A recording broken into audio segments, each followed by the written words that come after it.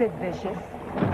Hey, Halloween Havoc going to be one nightmare you'll never forget. And neither will you. Halloween Havoc 90, a live pay-per-view, Saturday, October 27th. Welcome, ladies and gentlemen, to the Working Title Sports Show morning show. We're here to take over ESPN's morning show. We're taking over. We're taking ratings. That's right. We're taking the ratings. We're taking the ratings. Taking the ratings. Taking them by force. Public demands it. Say that. No, this is actually pretty fun. Like, you know, we're top of the Monday morning, you know, and stuff. I kind of had to envision at some point in time when we've done Working Title Sports Show over the years of like, one day we're gonna do a morning one. Like, I think we've done one in like noon. We've done the evening. We've done the afternoon. We've never done morning, so this is like a first for us to actually do it in the morning. Actually, all right, get your coffee.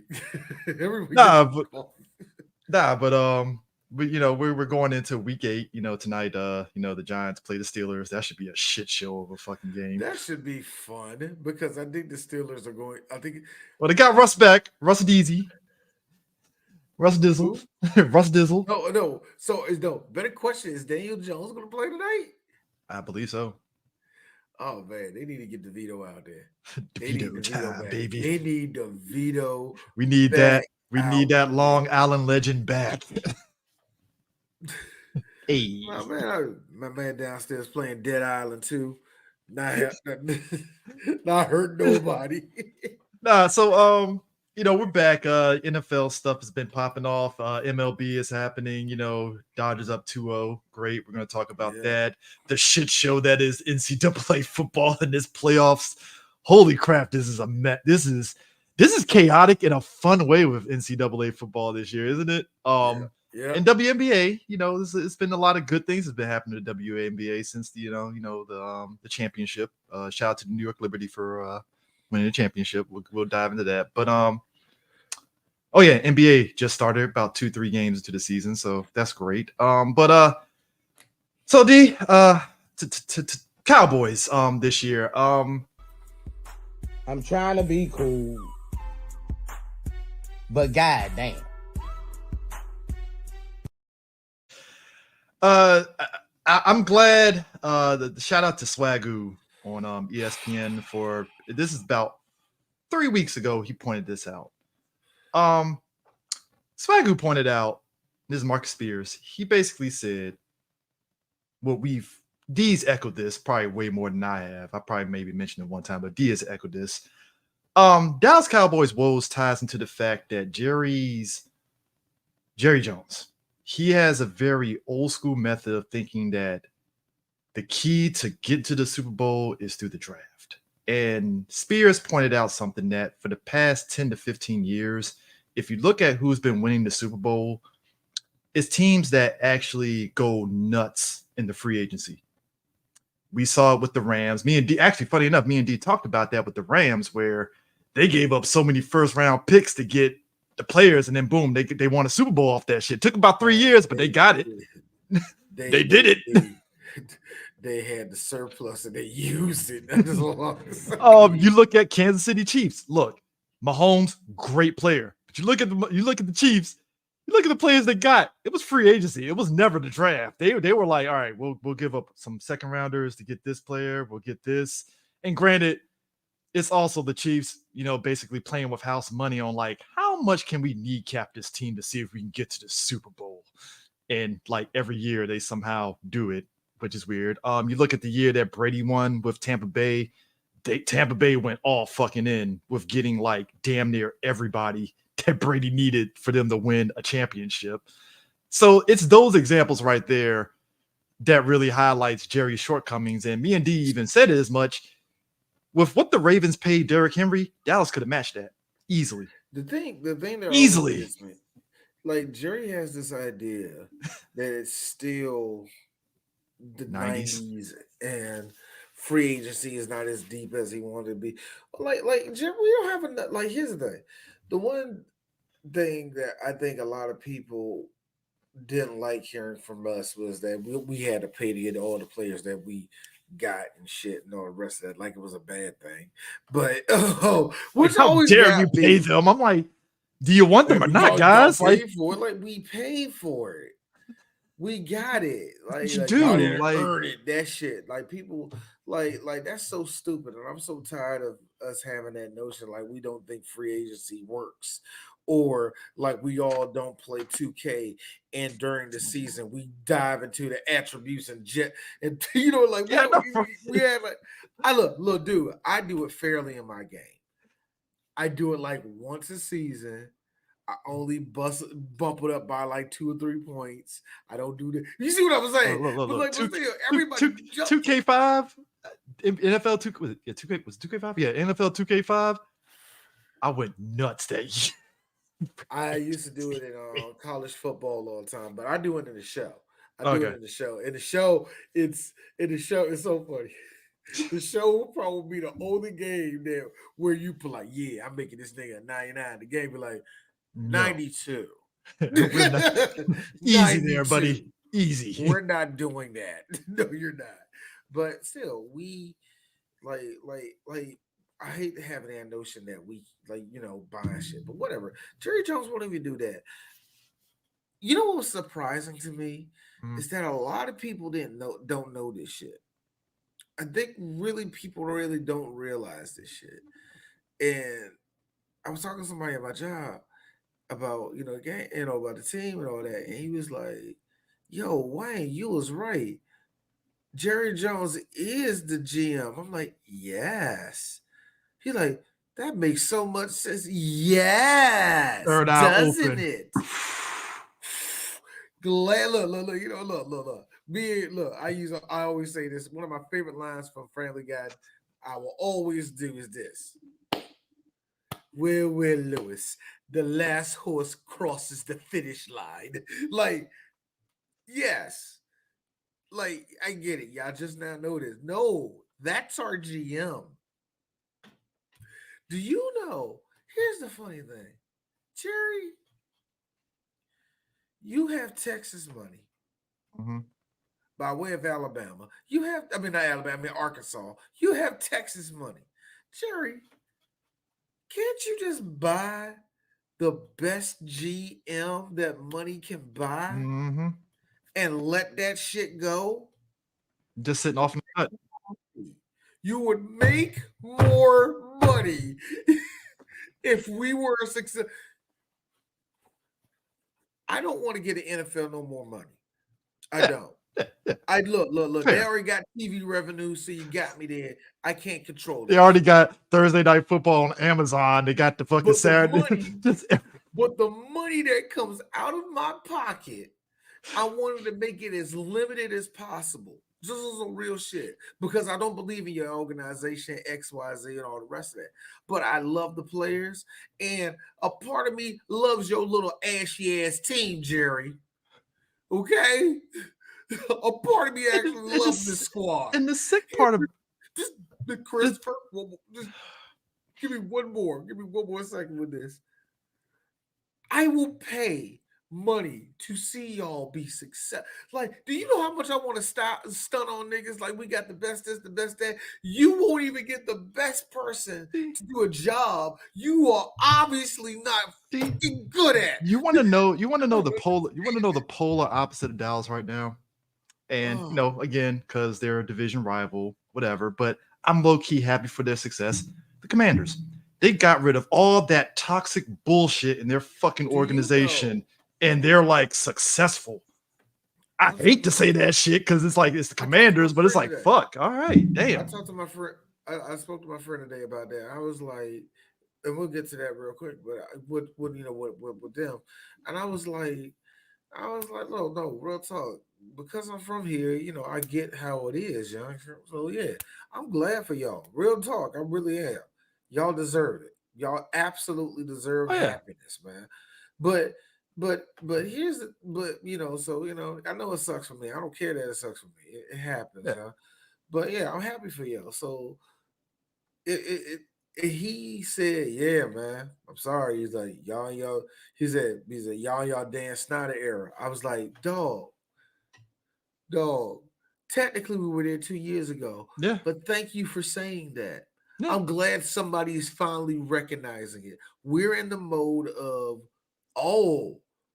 the owner has gone nuclear. Yeah.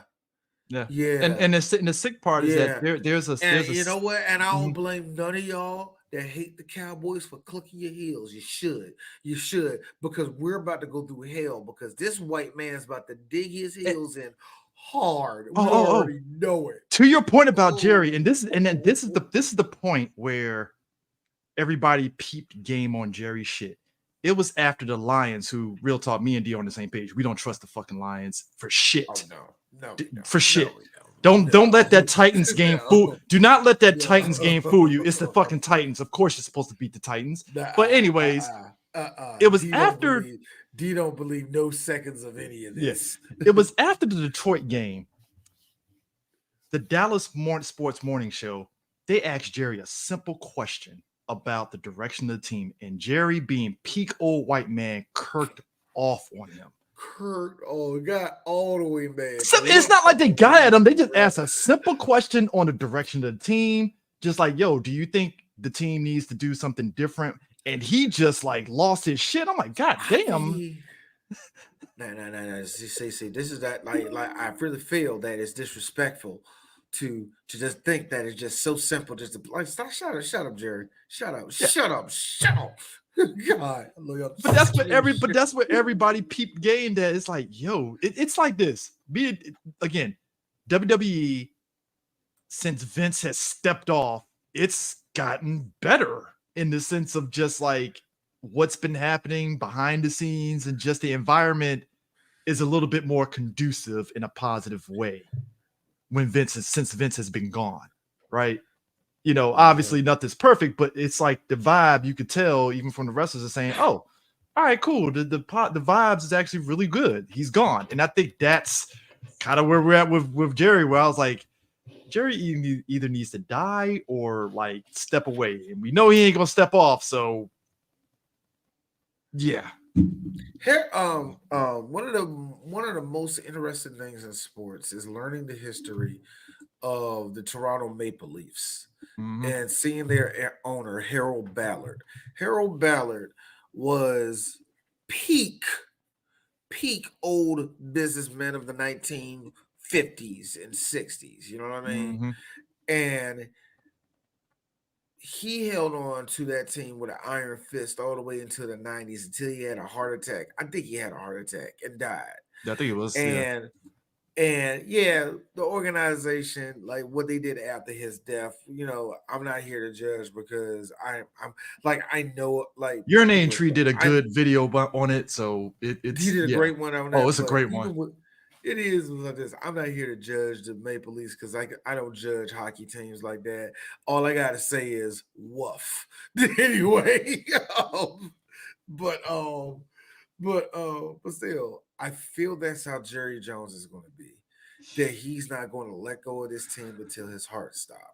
And it's weird. I told myself, is it the right thing to do? The smart thing to do is to give the team up to somebody that can take care of it, even if it's your son or some other investment group, because it ain't going to be just one owner of a team like this. Whoever takes over the Dallas Cowboys that ain't the Jones family is going to be some big investment firm. You know what I mean? It's going to be like two Saudis. Exactly. It's going to be like 2-3 separate owners, that type of thing. I wouldn't put it past you if the Saudis took a real big interest in buying the Dallas Cowboys. You are buying the biggest franchise in the world. Yeah, that wouldn't surprise me that Jerry, for the last 10-something years, have been boxing these Bamas off left and right. Yeah. Here's my thing though, because you see the success that you see them taking over teams all over the world, in Turkey, in England, and also all through the Premier League. I think they own a couple teams in Germany now, in the Bundesliga too. So it wouldn't surprise me if they say we trying to really break into the NFL, the most profitable sports organization in the world. The kicker to me is like, I don't think Stephen Jones is necessarily a problem because he's doing what a son does. It's like, well, dad told me to do this, so I guess I gotta do it. Like, because every time Stephen talks, you get the vibe that he wants to go in a different direction on certain decisions that Jerry does, but it's like, well, that's my dad making decisions. So I tell you the prime example. I think the prime example of what he would do probably day one is no, we're getting a gym. Like yeah. I guarantee you, if Jerry is like, I can't take care of this team no more, as you know, I'm 106 years old, and the doctor said they can't keep the body alive. Oh my Yeah, god. so you see what I'm saying? Like, I really feel that Jerry Jones is not going to give this team up. And it's weird. It's oh god, it wouldn't surprise, but I'm like I said, it wouldn't surprise me if he pulls a yeah, they own a hockey team too. Yeah, the Yeah. Saudis own a hockey team too. You're right.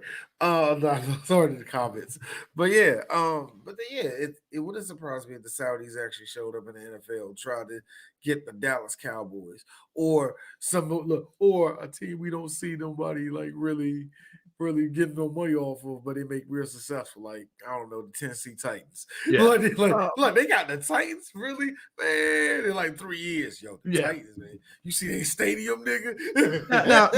Now, coming off of Dallas, the Jets. How is it? How they had yes. they had no turnovers against the fucking Patriots and still lost. I want people to understand something. The Patriots are they're revamping themselves top to bottom. Do you want to know the fun day, Chris? You want to know the fun day? This is what I said. I didn't care to look at any of the games. This weekend I saw a lot. I've been seeing more college football than I have been on the NFL. But anyway, I was sitting there watching. I just looked at and glanced at the scores, right? And I was like, oh shit, the Jets are up on the Patriots. And I stopped because I'm like, it's the Patriots. I say this like the Patriots got somebody, right? Yeah, they haven't been anything since. They came back and beat them niggas. And again, it was no turnovers. It was just like the Patriots just gutted it out and fucking won. And I'm like, how? Okay. There's a lot of Jets fans that are feeling like me right now with the Cowboys. I don't want to see y'all play. No, there's no offense on y'all. I don't want to see you play football. Because on paper, You're not good. Because on paper, you're just not good. Aaron Rodgers on the Jets on paper should be like, oh shit, Gucci, y'all like first place in the AFC East and y'all cruising. This Aaron Rodgers experiment has been the opposite. They done gave this man the money and decisions. Gave him the coaches he wanted, gave him to make the decisions he wanted. His boy came back to play for the Jets. Davante Adams.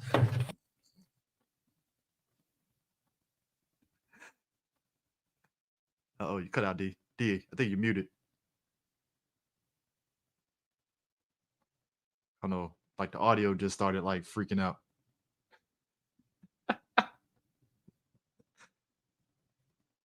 Nah, I banged everything and everything failed.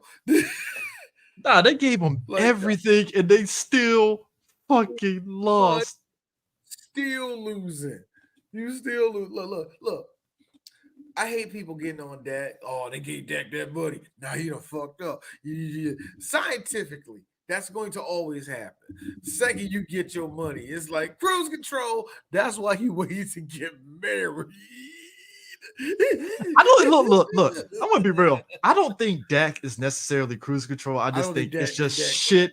I think shit is just. It's one of those things where it's just bad luck. Certain throws you make isn't. It's just. It's not. No. Yeah. No, it's not so much that he's making bad throws. I say it's more of. Anytime somebody gets a large sum of money, their desire switches up. So they get some type of lax, or they're seeing everything different. It's not often when they get the money, they get more hungry. That doesn't happen a lot. You know what I mean? Yeah. Every now and then you get somebody that's on psychopath Kobe Bryant mode that will do that. But for the most part, unless they're right there at the Super Bowl, they're not going. I mean, in the playoffs, they're not going to necessarily like put on the jet engines and become somebody different. It doesn't happen a lot, yeah. When they get the big contract. So, but yeah, man, it's crazy as hell, bro. That joke is Yeah, crazy. but as nah, hell, man. Jets losing that. So the Chiefs going to the Super Bowl, aren't they? D? They're 7-0. Huh? They're going to the Super Bowl, aren't they? DeAndre Hopkins is on the Chiefs, and they're barely using him. I'm like, this is a cheat code because he's gonna blow up at the perfect time, and it's gonna be sick. And we're gonna sit back like they can't keep getting away with this, D. But again, it goes back to what we said at the start.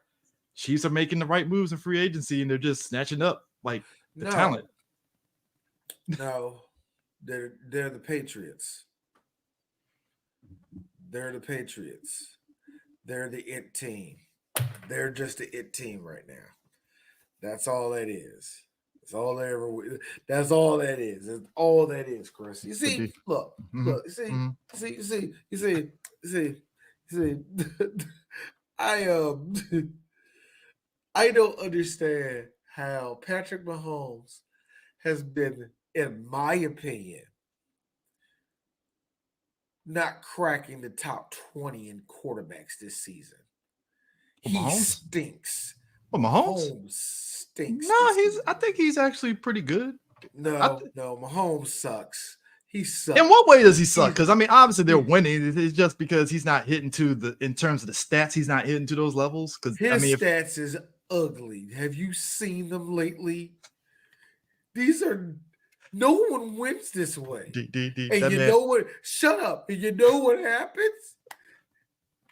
They're the only undefeated team. Why? Why? Is it because Taylor Swift is riding one of those guys or something? Maybe. What is it? I'm not going there. No. Look, there's a lot of conspiracy theories that I will buy into, but not into this one. Not to none of the Taylor Swift crap. That's just stupid to me. Nah, but I think it's just. I mean, I think he's getting away with it because again, the man has won 2 Super Bowls, so it's like. When you win a Super Bowl or 2 Super Bowls or whatever, you can get away with a lot of shit. And nobody's going to question the stats. You got commercials, man. You got commercials. You got a wife you kind of like. I'm sorry. Every time I see Patrick Mahomes with his wife, it looks like he's like, I'm really ready to leave. Nah, but like my thing is this too.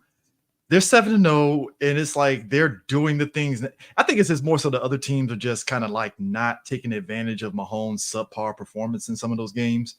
Especially the Raiders. The Raiders could have easily like took advantage of that, but it's the Raiders. The fuck, what are you gonna do about it? Meanwhile, so Ravens. I'm not gonna put any of this on Lamar. Lamar has been doing his job. 2 things about the Ravens that's going to hurt them as the season progresses. 1, their defense is trash. Straight up. It's trash. Yep. 2, Ravens wide receivers are fucking garbage at not like they're really making it seem as though they make Lamar seem as though he's a terrible quarterback. And it's like, no, the fucking wide receivers aren't catching dimes. Are you calling Aguilar a bum? Oh my gosh. Like Lamar would throw dimes at these guys, especially in the Browns game, and they just bobble it and drop it. And I'm like, guys, he threw a dime at you. That should have been it. Like there was that one play where Lamar like fucking threw, I think it was like a 40-yard throw, and it hit that man dead to rights to his chest, and it's like, bam. I'm like, who was that? I forgot who that was. I'm like, bro, it was right there. They hit my man dead in the numbers, man. I don't forgot who that was, man. He hit, man. But yeah, I seen that too.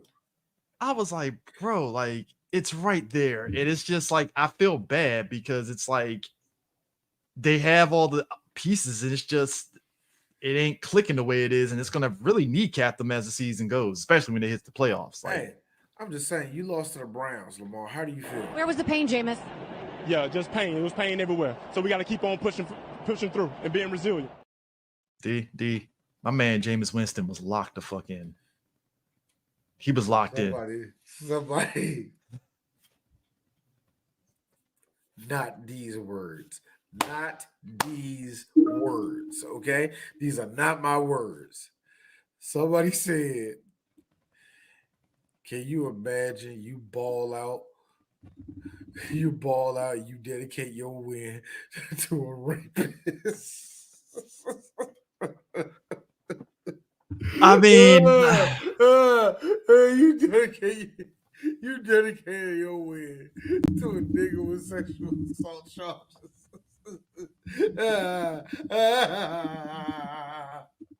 I ball off a big bro.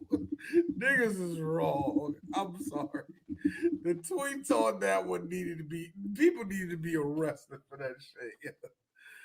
But yo, Deshaun Watson, that happened during our break. Deshaun Watson. Yeah. Was it Achilles, ACL? Yeah, ACL. Yeah, ACL. So Chris, I got a question. You think he's done? And I'm not talking. When I say done, I'm talking that he's not playing football no more. Knowing him, I think he's done. Knowing him, okay. This is my prediction on Deshaun. He's going to try to give it another go when he recovers, and if it isn't hitting the way it needs to hit for him, then he's going to probably be done. It's like Aaron Rodgers after the last season when he suffered that thing. A lot of people were like, "Damn, I guess Aaron is done." But obviously Aaron is playing this year. But I think Aaron is going to probably be done maybe another year or two, and he's probably done out. From that. But Deshaun, I give him a year. But the funny thing is, like, even if Deshaun's done, the Browns are pretty much fucked cap wise because of that signing, so they're going to be in purgatory for a long while in terms of who they can get and who they can grab and stuff. I mean, they already gave up Amari Cooper to the Buffalo Bills, which that's been working decently for the Buffalo Bills these past 2 games so far. So I think with Deshaun, I think it is that if you think he's strong enough, he will come back, but. I hate doing this because I know people are going to mention it. You got to bring in the mental side of it. Yeah. You got to sit again. And on top of that, you got to sit with people talking about, what they're going to be talking about the entire time. Yeah. And you know that they cheered when you got carted off that field. So, at that point, what do you have? I mean, what is there to come back to? Because you're gonna come back to the Browns. Ain't nobody about to pick up, like you just said, ain't nobody about to pick up that contract. Yep. You're gonna be back on Cleveland, and you're gonna have to fight for a spot. Oh yeah, you fighting for the spot because what? We're gonna make you a number 1. Yeah, they're gonna at this point they're like if you're Cleveland, you're foolish if you're not looking for a quarterback right now. You know what I mean? Oh yeah. I mean, Jameis is suitable for right now, but it's just one of those you're obviously going to be looking for future. No, future. You have to kind of look. Be real. I ain't got no choice. No. I'm going to keep it real. Knowing them, and granted, it probably isn't going to happen, but I wouldn't be surprised if they try to go after Deion's kid.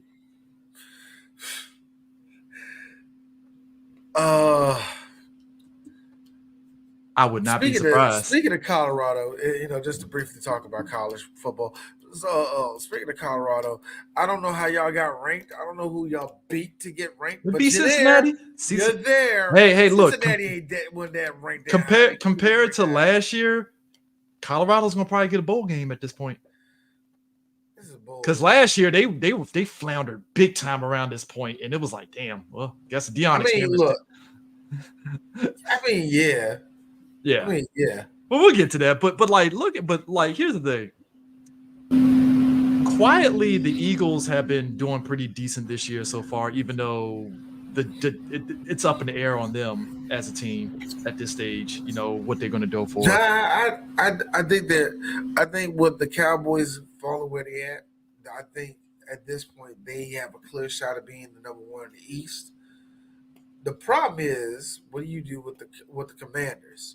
Because here's the funny thing, y'all.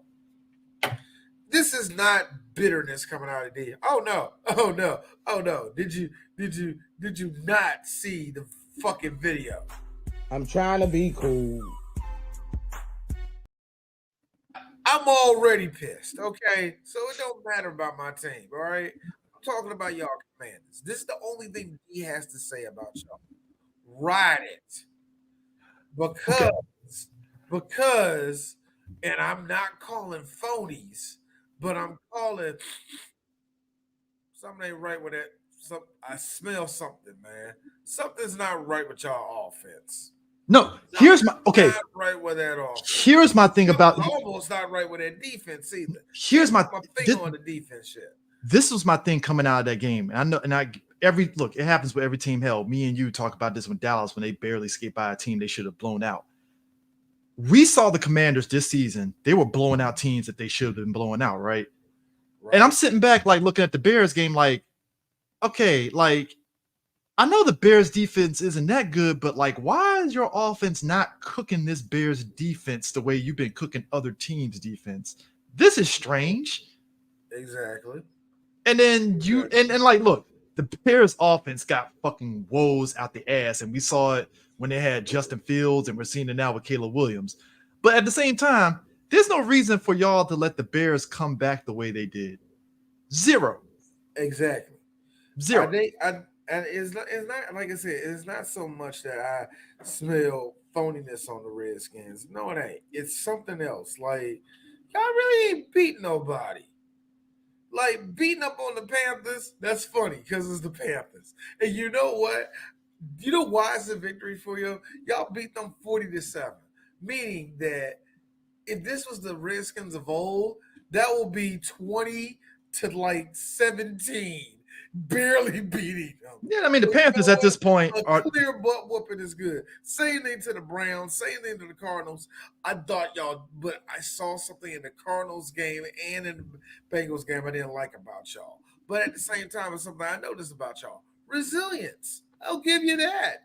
Well, all right. Look what Dan Quinn did. All right. No, I mean, look. That whole shit, I give the Commanders, they won, but like even I was sitting back like, did you really win though? In a sense, because like when the Bears went up by 3, yeah. So to me, it was just like, all right, cool. Like, look, Dolphins are floundering. Pun intended. That's different. After the 49ers Cowboys game, I still don't believe in the 49ers as a team because they're to me personally. I think they were personally they're in the same boat as Dallas, except it's just they're in the NFC West. So good luck on that. They're more in a positive. They're more in a positive to me than Dallas is. I will give them that. But no, look. I question their defense. I question their defense. I don't question their defense. I question how much they pay attention, but I don't question their defense. Well, you know what when one of your boys is MAGA, there's plenty of questions to go around on that. The person he votes for has nothing to do with it. My man went on live stage bombed his quarterback to be like, make America great again. I'm like, you dumb motherfucker.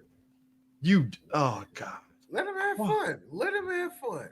This is why I wanted Dallas to win. I wanted Dallas to win just off the strength of that shit. Why? So Jerry Jones can go, sorry you lost there, Nick Bosa. Make America great again. Make America great again. This is the same thing. Is that Hail Hydra? Yes, it's Hail Hydra. Yes, it is Hail Hydra to them. D, where do you see the Diamond Dogs going? You know what? What is it? What is They're 4-3. They're 4-3. I don't believe in a second of that, to be honest. There's a lot of things that I don't believe in. And a Justin Herbert team above 500 is suspect as hell to me. Like, huh? Is it more suspect than the Broncos being 5-3, D? Because I don't trust that shit. I don't trust none of that. A Bo Nix-led team. What? I'm sorry, what? You mean the 8-year senior actually doing something in the NFL? Like, I don't understand. I know, like. But then again, they beat up on the Panthers, so it's like, okay, I guess. Season, Chris, we said this is the beginning of the season. This whole season's drunk. It's been drunk the whole entire time, man. Nothing makes sense. Vikings losing to the Rams the way they did. I'm like, what the fuck is going on? Like, I told you the Vikings. Look, the Vikings are fucking head gasket blown. I told you, D, nothing can top this. Who knew, D? Who knew? Falcons. Kirk motherfucking Cousins has been Jesus to them. Holy crap, man! Hey, Atlanta fans. Atlanta fans, listen to me. Listen to me. Listen to me. The check engine light is going to come on at the worst. Don't do that to them. Let them have hope, sir. No. Let them have hope. No, I leave. No, If Tampa Bay have hope right now, I need to let y'all know right now. The check engine light is going to come on with Kirk Cousins. Kirk Cousins. And this is coming for somebody that kept getting Kirk Cousins for like 3 straight seasons on his fantasy team. Oh, I got him on my fantasy. He has been cooking. Kirk Cousins is a number. That's his numbers. That's all he is. That's all he is. All right. Hey. So I know what y'all seeing. I know what y'all seeing. But no. Doo-doo. When you rolling going 80 down the highway. Doo-doo. Not only the check engine light come on, but the oil light come on at the same damn time. That's what Kirk Cousins is. Now, D. Tampa Bay thought that, and then Kirk was like, you like that? And lit their motherfucking asses up. I didn't see that coming, but like, this is the one time that the stats actually was in Kirk's favor, and he lit Tampa Bay up. Like, it was insane, but I gotta be real because, you know, I'm a Dallas fan. I think that come to Jesus moment can happen against Dallas next week. What? I think the check engine light and the oil light is going to come on against Dallas. It better. It better. Because think about it, right? Because this is the ebbs and flows of Atlanta Falcon fans, right? They get on this high, and then when they lose the game, it's against a team that on paper they should have been kicking their ass, and then all of a sudden they lose. I got a feeling Dallas is going to come in because Dallas has already got a chip on their shoulder right now. We saw Stephon Diggs get out of reporter. Dak during the press conference, you can see the frustration in his eyes. Like, you know, Chris, it don't matter to me. It don't matter to me. This like Dallas to me screams we're going to be 8-8 somehow. Or 9-7. Hobbled our crippled ass into the playoffs. Hey, we made it and did get blown out by 50. I don't care. Or we beat Detroit, get the second round, and lose to the 49ers because, of course, we do. No, I think Detroit. No, this is what's going to happen. We play Detroit. They a hurricane hit it. It'll be a hurricane hitting us. Okay, fine. I mean, mollywoppers, right? They get to the next game, can't score. They lose. They lose score only like 9 points or some shit. That's what's going to fucking happen, yeah. Or they lose exactly the same way they lost last year, man. Yeah, it's. I'm so sick. I'm just so tired of. The NFC South is just a shit show at this point. If you want to be real, no, for me, it's the AFC East. The AFC East. Oh, AFC East is a shit show too. It is. That is like. Do you realize that the Bills is 6-2, right? Everybody else is 2-5, 2-6, 2-6. It's for the Bills to lose the AFC East at this point. They're not. Okay. I know. They would have to do something catastrophic. They're not going to lose. They have to do something catastrophic for them to fucking really just shit the fucking bed. Big time. Like the AFC, all right, I'm looking at it. The AFC North, the Steelers, look, I don't believe in a second of the Steelers, okay? I've seen how that team is structured, all right? Look, all y'all, look, I know the problem with the Steelers, like, yeah, we got it. Oh, yeah, really? If TJ Watt sneezes hard enough and his back go yeep, that's it. That's it. Because if you look at it right now on the NFC side, it's going to be tough for Dallas to even get a wild card because if you look at the NFC North, Lions, Packers, and Vikings, they're all like good winning records, right? So that alone right there kind of boxes out a lot of fucking other NFC teams, barring if those other teams fuck up down the stretch. Which there's a possibility. There's a possibility. And no, I don't think so because one of the reasons I say that is because the NFC West 4-4, and pretty much everybody in that division is 4-4. Mm-hmm.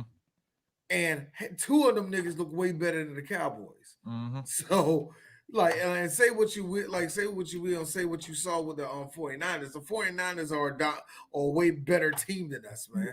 That being said, actually, let me put it in reverse. You know what, Brock? Brock. Wow, you're like a 78. I mean, look, let me tell you something. Like, but even to your point though, because even on the NFC East side, even if you look at the Commanders and Eagles, right? One of those two, let's just say, for instance, if it comes down to Commanders and Eagles trying to get into the playoff spots, they still have to do better than the Packers and Vikings in order to like get slotted in at some point in time. They have to. There's no getting around that shit at all.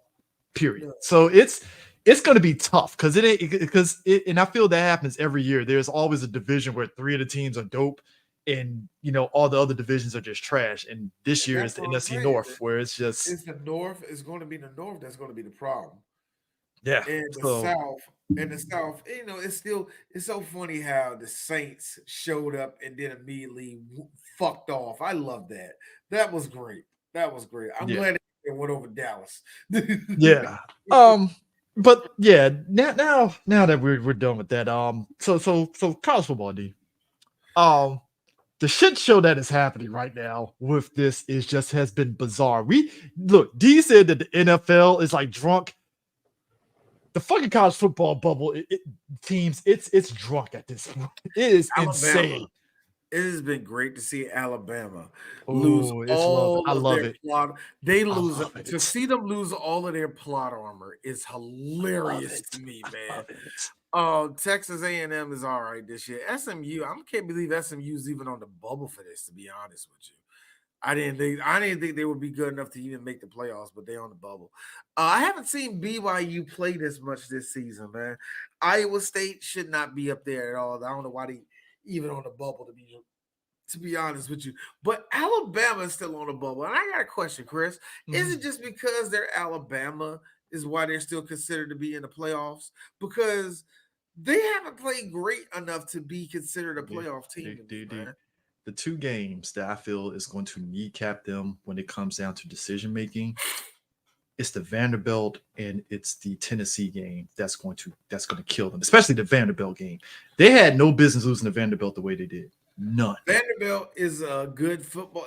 No, they're good. I'm not saying that Vanderbilt is a trash team. It's just I'm actually happy that Vanderbilt actually has a squad out there that's pretty decent that can actually win some games. Good for them. Ride that mediocre wave as long as you can, son. Hopefully y'all get into a bowl game. So, no, for real. Not just them. You know who else is a big shout out to, Chris? Mm-hmm. The team that we have not, the one team we have not talked about a lot when it comes to the military, and that is the Army Black Knights. They are in the biggest win streak they had since the late 90s. Good for them. They haven't been this good in a long time, man. So yeah, shout out to them. But look, do you want to know a trophy? They're beatable. They're so beatable. I don't know if it's just their schedule, but they're beatable. But whatever. Hey, good for them, man. But Georgia, going Georgia. Georgia going Georgia. I like Georgia though. I like Georgia as far as the best team in the SEC, but I don't think they like, I don't like them. I felt bad for them losing. I felt bad when they lost to Bama though. I really did. I was like, damn. Because they're better than Bama. Because they're better than Bama, man. Yeah. Yeah, but when they turned around, they beat Texas. Texas was number 1 when they beat them. And now what Texas is, according to this, they're number 8 now. Yep.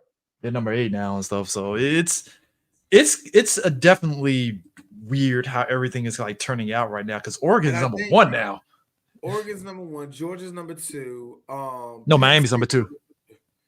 See, I got Miami got number 5. No, Miami's 2. Georgia's 3. No, hold on. Now, which one are you looking at? Are you looking at the bubble thing or are you looking at which one? Because I got this. I'm looking at the AP. Okay, you can look at Okay, AP must have updated it. My bad. AP, the top 5 is Miami, Ohio State, Penn State, Georgia, and Oregon. Oregon, yes, Oregon is the number 1 team, but Penn State, man. Penn State should be number 2. Penn State should be number 2. Just keeping it real, man. They Yeah. really should be. But then as you see right here with the chart over here, y'all. Yeah. How is I thought they lost 2 games. They only lost 1 game. They only lost that 1 game then. Never mind. Notre Dame. I was like, I thought they lost 2. Yeah, they lost 1. Just 1. Clemson, but here's the funny thing. Iowa, I haven't seen much of Iowa. They won 7 in a row. They probably should deserve to be up on the list, at least above. I mean, they go off the strength of schedule and all that other nonsense and stuff when they do that. So, it's, yeah, that's Notre Dame. I'm still kind of like, I don't believe you, but whatever. Because obviously the college football thing is basically like the top 12, right? Yeah. Yeah, top 12. So it's pretty much like for right now, if we're going off AP, it's basically Oregon down to Clemson in the top 12. So that's if it holds, which I got a feeling that if Alabama actually gets their shit together, Alabama will probably creep into the playoff spots. So this is where it's going to be funny. This is actually where it's going to be funny for Alabama, because Alabama, they got to go against LSU. Then they go against Mercer. That's going to be an easy win. Yeah. Then they go against Oklahoma and Auburn. Now, here's the funny thing. I think all 3 of those SEC games, they're not easy. They're not going to be easy. Nothing is I think LSU had 2 winnable. The 2 games they lost this year were games they could have won.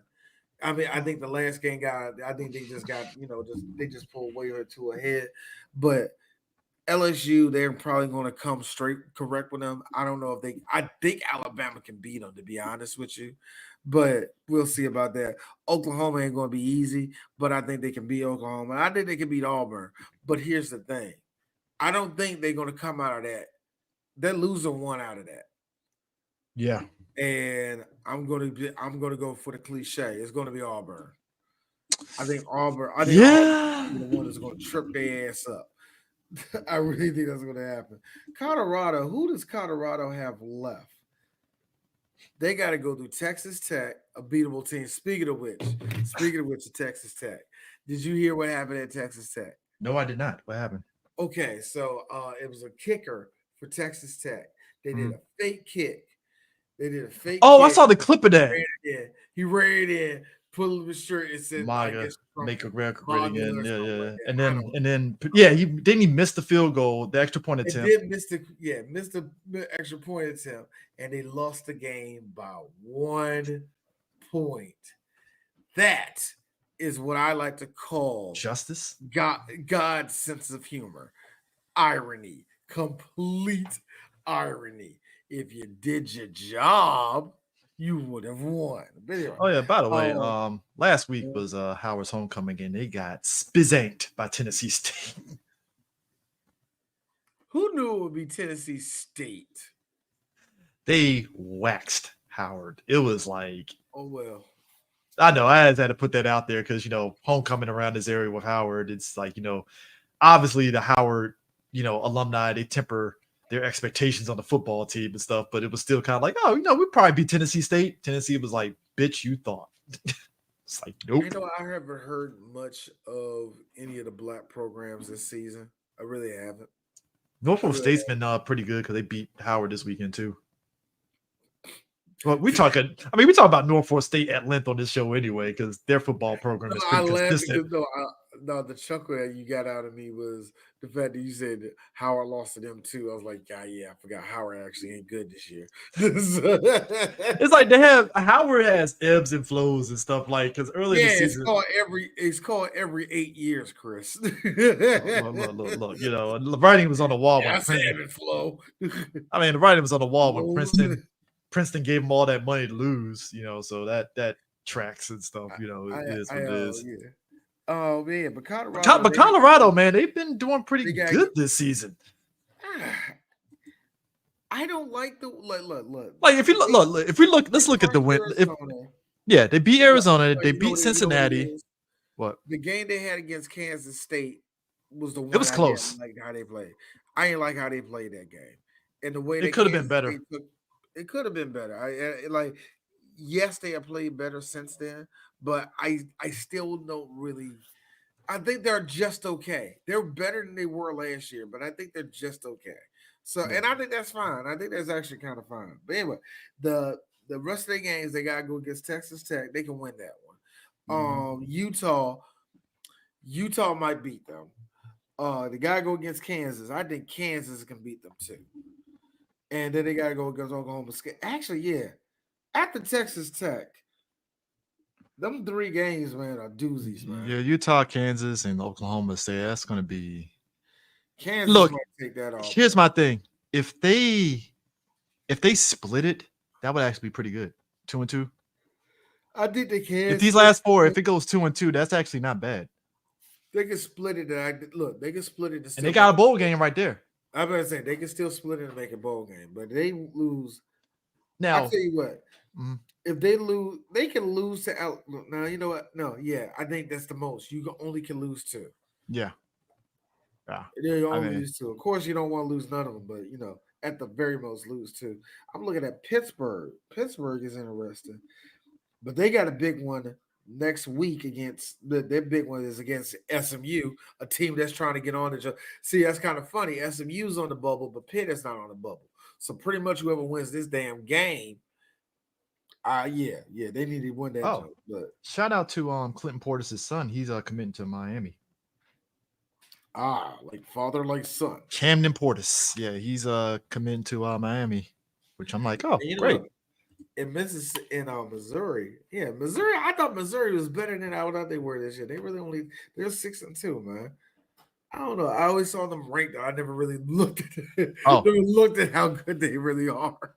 Here's another piece of news that came out too. So CJ Wiley, he was supposed to be wide receiver, top wide receiver and stuff. He decommitted from Florida State. Where's he going then? Don't know. But he was originally going to commit to Florida State, but Florida State's been ass-tastic this year. And yeah. Oh my goodness.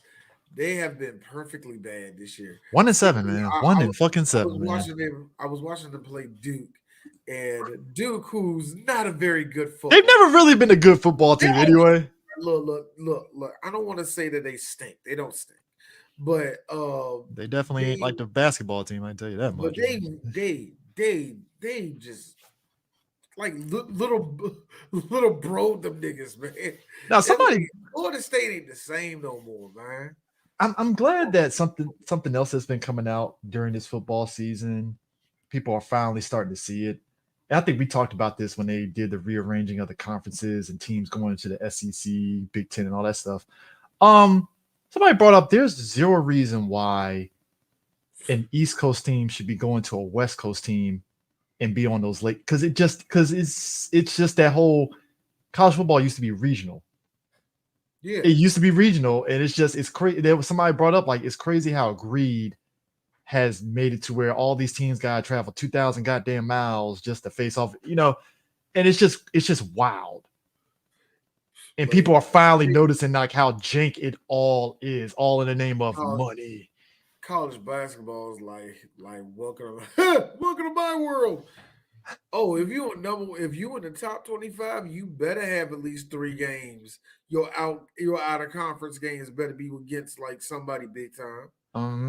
So yeah, same thing. Yeah, but look, they've been doing that to a degree anyway. It's just now that it's more egregious now, man. It's like now that UCLA has to see them. I travel all the way to fucking upstate New York and shit. And it's like, goddamn, like Washington versus Penn State. What? I go to Pennsylvania, really, nigga? Like, that's what I'm saying. That's just wild to me. Look, hold on. Stanford versus Clemson in the middle of the year. Oh man, I feel bad for either one. That is clear across the country. Oh, Chris, that is clear across Stanford, California to Durham, North Carolina. That is simply for stupid. Either teams, it's fucked. Like for either way. Oh God, man, that is terrible.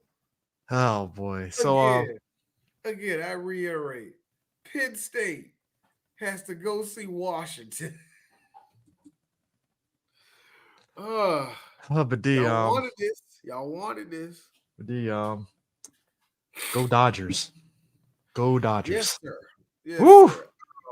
Man, I have to say, watching both of these, watching both of these games, it has been fun to watch. And the thing about these games, especially the second game, like the innings were going by so fucking quick. And the one thing that the Dodgers did against the Yankees, both games, when the Dodgers get up on the Yankees, they kind of go into cruise control because they know their pitching is going to, barring Juan Soto getting at them, they pretty much go on cruise control in their pitching. You know what? They got to go through at least. They got to go through Torres, Soto, Judge, and what's Judge. Yeah, Judge. Yeah, I keep forgetting about Judge. That whole middle part, that basically the third to the fourth, their third to the seventh hitter. It's shaky. It gets shaky right there. That is no easy contest, and they have been keeping them down, at least for the most part, these first two games. It's like one home run. Ooh, Keep it in a full buck. I am rooting for the Dodgers in this, and yeah, I do. There's a small part of me that likes the Dodgers, but I don't like the Dodgers. Really. It's just fuck the Yankees. That's really where it's at. It's just like, fuck the Yankees. It really is that. You know what, Chris? I'm an Orioles fan, so I have to say fuck the Yankees. It remains with me because I told this to my kids. If y'all got just because I don't like it doesn't mean you shouldn't say yes to it in real life. Like, good example. Let's just say one of y'all play. You're actually playing like in baseball, and you get signed to the Yankees. You better not say fuck no. You might as well take that advantage. No, you go to the Yankees, son. You go to the Yankees. Yeah, fuck the Yankees, but let them niggas pay you. Be a part of that organization. Be a part of that organization. Eat up that doggone old gym. You know what I'm saying? Partake in the affluence that is Yankees baseball. Take part of that show, and when you get the fuck out of there as soon as possible. But Shohei Ohtani has been playing. I don't like him, man. I don't like him no more, man. Yeah. Shohei Ohtani scaring the shit out of everybody. When he slid and look, folks, you could hear a pin drop in that fucking stick. Man, look, man. That's that golden goose. It's like, oh no. I need y'all to recognize that this is what we're witnessing right now, and the main reason why I'm watching this year's World Series is this, and I need everybody to really understand this. Mm-hmm.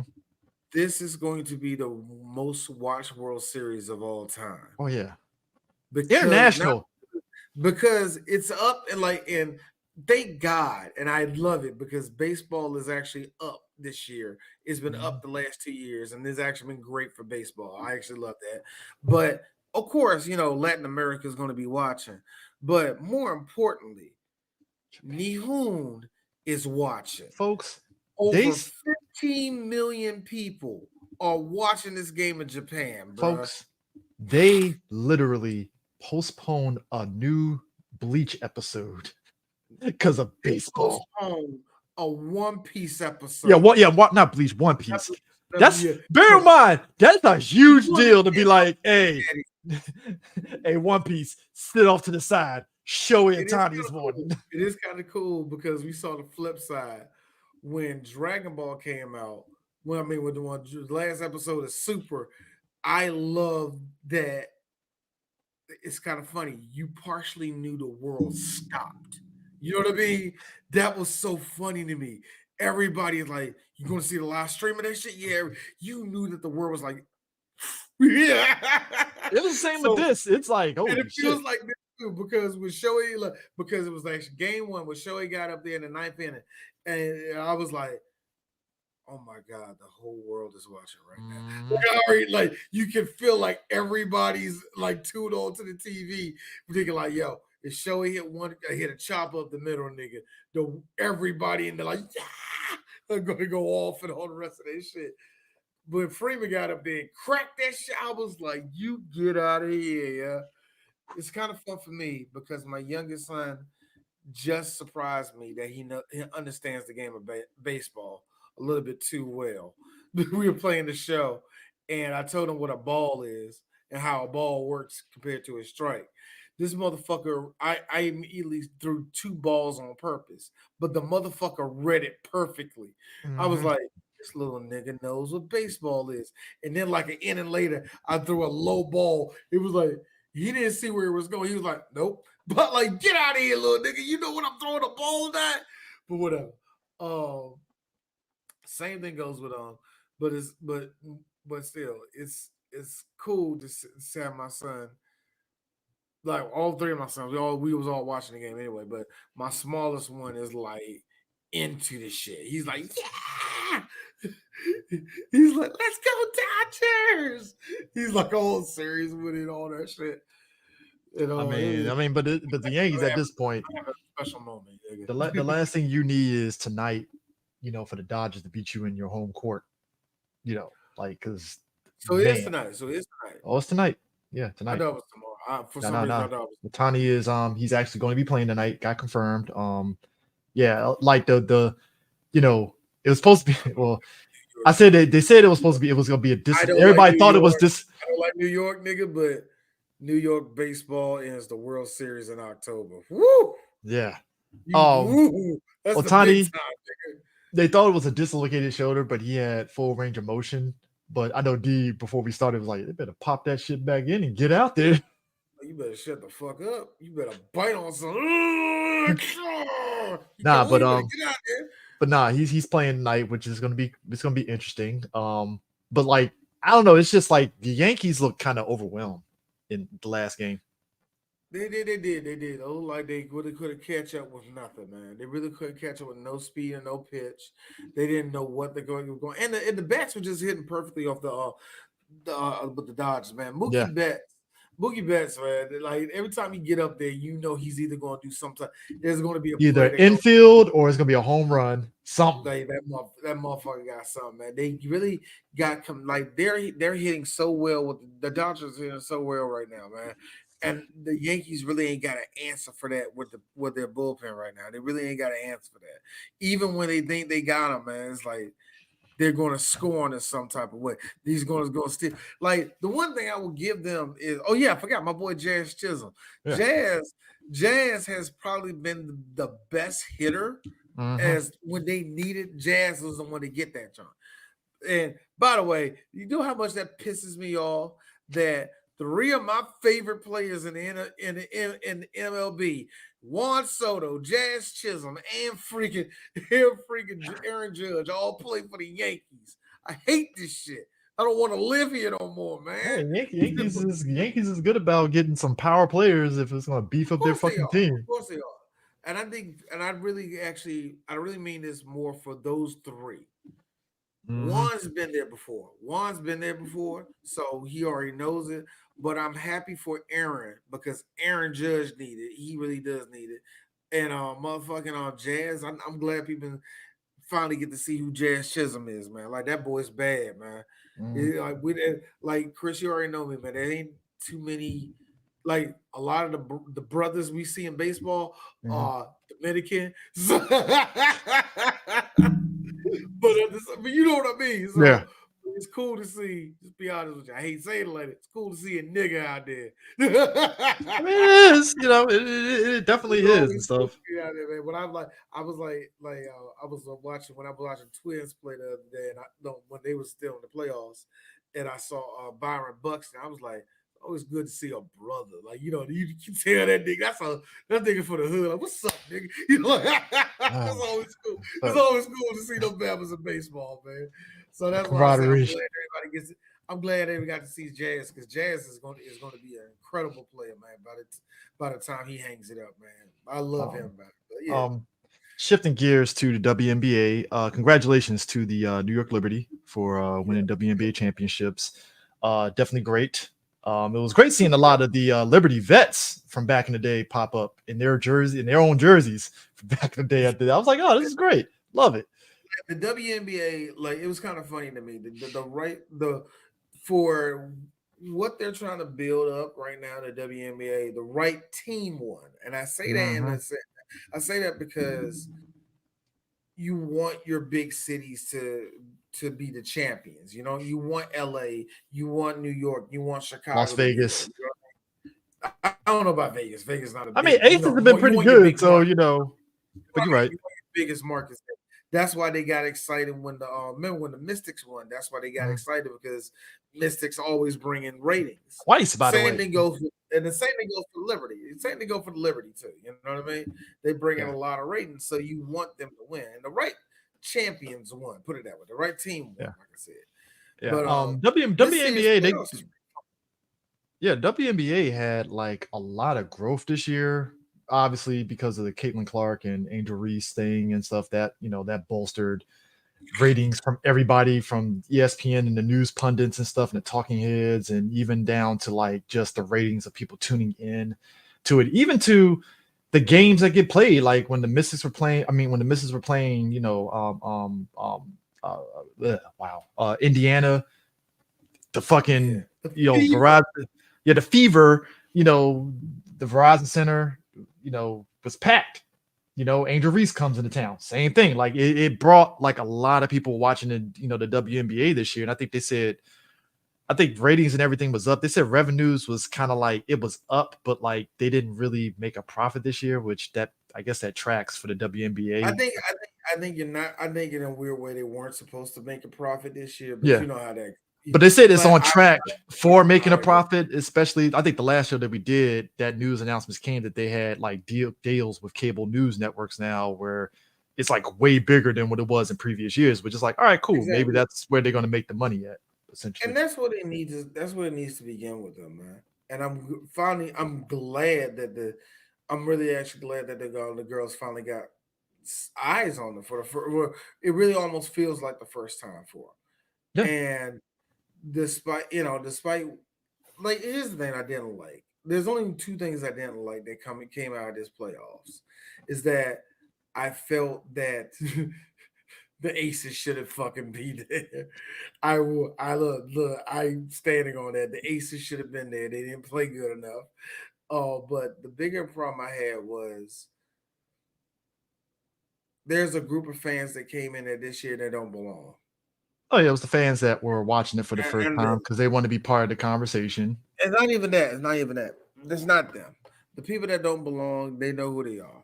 Y'all came in here to see the Black woman destroyer.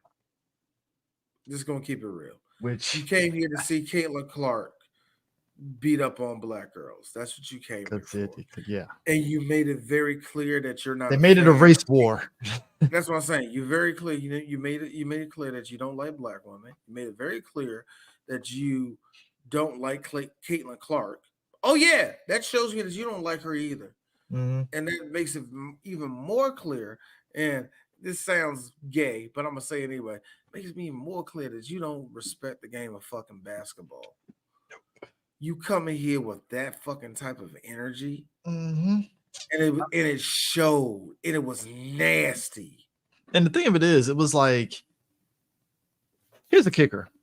That's the reason why we've seen LeBron and everybody else like, hey, ref, get her. Yeah, like, man, she called me a nigga. Nah, get up out of here. No, and I felt despite every be done for girls too, man, because that shit is just. The insults they said they got hurled, man. I mean, and the thing of it is, it was unfair to both because it was like I hated people that was like, "Oh, Caitlin Clark should speak up for those folks that are using her race for." I'm like, no, the fuck she don't. Why would you want her to? No, I don't want her to speak up unless she wants to. I don't want her to speak up for nothing. Like, no, she. Yeah, like, yo, Caitlin out there trying to look. I have keen to my come to Jesus moment. If people think I hate on her, no, I just point out, hey, chick, get your game up right here, get your game up right there. Yeah, that's the most. And she improved over the season. Don't get it twisted. She has. You want me to tell, like, my truth? I can't. I already have my come to Jesus with her. That girl's bad, and you know what? You are the face of the league. It ain't Angel. It ain't Angel. It ain't. Angel's another one that can definitely improve too. It ain't Candace. It ain't what's her name. Sadly, it ain't my girl Asia. It's you. And you know what? I'm rolling with it because I'm finally glad you girls are getting fucking respected. Now Y'all here's should have been got respected. I'm glad for this. So I'm happy for everything that she do. But that crowd that came in with you, Mhm. that you had zero nothing to control do over. with. Yeah. You had nothing to do with it. I don't even know who you want to vote for. Good. But still, I don't know your politics like that. I don't know this and that about you. And you know what they did? They molded into something that they think it is. And That ain't your fault. That is and not Caitlin's fault, you know. here's the It's sick, those people. I hate them so much, and man. the sick part about this, D. I don't know if you saw this. Despite you know the Indiana Fever being in the playoffs, they haven't been to the playoffs since 2016. They got into the playoffs this year. They fired a coach, Yeah, I heard about that. Yeah. which I was like, that's fucked up because you had a coach that got the team into the playoffs. Caitlin Clark has been really good. Like, you couldn't give her at least one more year? At least one more year. I'm gonna say this. No. We starting from the ground up. Coach 2. Boom. No, we're not doing this. They're probably at. You think that's where they're at with it? Just like fuck it, go scorched earth. I respect the hard reset anytime a team gets a new superstar. If Dallas, or a good example, Chris, if Dallas does the stupid thing, gets a new quarterback, and look, you put all our draft picks and get a brand new quarterback, Chris, I will totally respect Jerry Jones for going. I would totally respect Jerry Jones for going. All right, guys, assalamu alaikum. Boom, and blowing up the whole building. Yeah, my ass will look, and I think that's what you do. You bring in you bring in Caitlin Clark, a superstar, a new regime. We need a new motherfucking coach, and it ain't you. We might motherfucking get Cheryl Miller to be in this bitch next year. It's just when I saw that, I was like, damn, they couldn't at least give her one more year, you know, whatever. But we starting over, baby. This is gonna be a new generation. I mean, you know, we're gonna treat her like Michael Jordan. We're gonna try to find the best one for you. Angel Reese, I mean, look, Reese, she got her Reebok extension deal, which is great, which caused this conversation about WNBA players' pay. Which, I mean, look, we talked at length on WNBA play. Girl. I know, no, but we were talking about it, but like that thing of like, oh man, I paid $8,000 for my rent, and it only my WNBA contract doesn't cover that, and everybody was talking about it. I'm like, you do realize she has endorsements, so I'm pretty sure she's fine. Look, that's what I said. First off, you're the grown adult that bought that apartment. Thank you. That ain't got nothing to do with us. Thank you. Number 2, I ain't judging. It's just got endorsements. So for you to come up here, oh my God, I'm poor. Shut up. And number 3, this is just a personal thing with me. I seen you cry. I see you bring up good points, and I agree with you. Baby girl, stop showing your titties and ass, and then they probably will stop doing that. I'm not gonna get into respectability on that. Baby girl, no. I go respectability a little bit with it. Only because you said with your words those things. I'm like, okay, fine. Then fair. Why are you out there wearing the coochie? Then why is your coochie hanging out of that damn thing, baby? Also, I'm not gonna. You can't have it both ways. But here's the thing: I'm also not gonna excuse Shaq being dirty old man. And it's like, Shaq, you're on a podcast. You're on a podcast. The professional decorum, sir. Like, goddamn. All right, look. I'm all with saying some shit to be funny, but that Shaquille, that is a like your boy Charles Barkley. At least he's funny with the shit. At least Barkley is funny with the shit where it's like, okay, that's actually fucking hilarious. Like, Chuck get at all. Yeah, Chuck will say some shit that is like when he gets at the fucking women of San Antonio and shit. That's a long one. That is fucking hilarious. No. I'm sorry. I think that's hilarious. Chuck played for Houston for 2 seasons. He has been through San Antonio enough to say, them some ugly fat women there. It's one of those like, okay, that's funny because because with Chuck, that sound like experience. Like, I don't know what they they lying to y'all. All right, good example also with that is Gilbert Arenas. Yeah. Gilbert Arenas has me rolling. They talk about San Antonio. San Antonio, the ugliest town. I didn't say that. Magazines have said it's the ugliest city in the country. I didn't say that. Like you don't This like is- that crowd, do you? That's you and me, Chris. Like fuck Pasadena, Maryland. Don't ask no me. Fuck Glen Burnie. I would never. I hate Glen Burnie. Nobody said. Nope. I want people to understand something. Nobody ever says I would love to visit Glen Burnie, Maryland. Nobody ever says. I already told people, y'all cannot pay me to go to two places, Mexico and Glen Burnie. You couldn't pay You me have to go more there. people saying I would love to go to Waldorf before they go to Glen Burnie. That tells you something, You right? would not make look. I told her this like my wife like you need to take a need to take a detour. We was going up to Pasadena. Yeah. And we was like, you need to take a detour. And I told her straight stone face, she was mad that I actually meant it. I like, motherfucker, I will never step foot in Glen Burnie. I went around it. I went around Glen Burnie. That is you petty. Think I'm playing? That's petty. That is petty.